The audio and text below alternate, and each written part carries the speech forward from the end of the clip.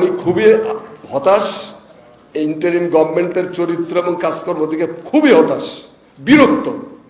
আমার মনে হয় যে আমাদেরকে বিরক্তির থেকে উদ্ধার করার জন্য হলে সরকারের চলে যাওয়া উচিত, আর দেশকে জনগণের সরকারের হাতে তুলে দিয়ে বলে বাবা আপনিও ভালো থাকুন, আমরাও ভালো থাকি। এনজিও দিয়ে দেশ দীর্ঘদিন চলে না। নখ কেমনে কাটবেন, গাছ কেমনে লাগাবেন, আপনি মুরগির ডিম কিভাবে একখানে করে বিক্রি করবেন, এই ট্রেনিং আর রাষ্ট্র চালানোর ইটস এ ডিফারেন্ট থিংস।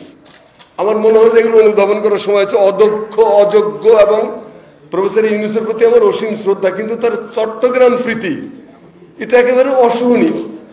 কি কারণে তার চট্টগ্রাম প্রীতি আল্লাহ মালুম। একটা মানুষ যেখানে সারা দেশের লোক তাকে রেসপেক্ট করে, উনি যা কিছু ভাই চট্টগ্রাম থেকে নিয়ে আসেন। একেবারে গোপালগঞ্জের রোগের পাশাপাশি এটা আলোচনা করা যায় আর কি।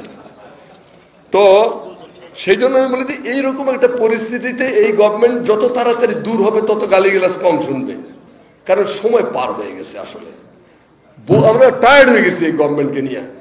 আমার রেজওয়ান হাসানের ভাষণ ভালোই লাগে, উনি যখন স্ক্রিনে ওনার চেহারাটা ভাসে, স্ক্রিনটা সফট হয়ে যায়, বেশ আরাম লাগে দেখতে। মিষ্টি মিষ্টি করে কথা বলেন। এই মিষ্টি মিষ্টি বাণী দিয়ে রাষ্ট্র চলে না। রাষ্ট্রের জন্য দরকার দক্ষতা, রাষ্ট্রের জন্য দরকার কোমলতার পাশে কঠোরতা।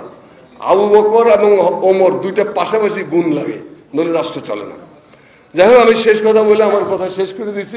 ওবেল ভাইয়ের নির্দেশ, সেটা হলো জুলাই আন্দোলনের যারা যুক্ত ছিলেন, যে কারণে আবু সাইদরা প্রাণ দিয়েছে, 15-16 বছরের যে ত্যাগ তিতিক্ষা, বিএনপি সহ বাংলাদেশের বিভিন্ন রাজনৈতিক দলগুলোর যারা জুলাই আন্দোলনকে অনিবার্য করে তুলেছেন, তাদের উদ্দেশ্যে আমার বাণী হলো যে দেরি হয়ে গেছে অনেক জানোতা তুমি, কবে এসে ঘাটে ফিরে চলে গেছে দরিয়ার মৌসুমি।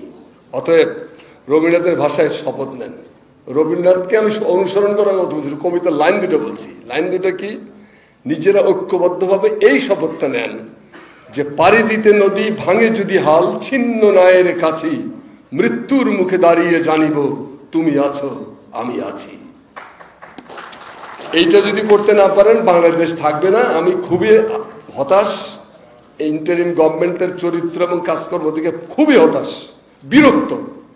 আমার মনে হয় যে আমাদেরকে বিরক্তির থেকে উদ্ধার করার জন্য হলে সরকারের চলে যাওয়া উচিত, আর দেশকে জনগণের সরকারের হাতে তুলে দিয়ে বলে বাবা আপনিও ভালো থাকুন, আমরাও ভালো থাকি।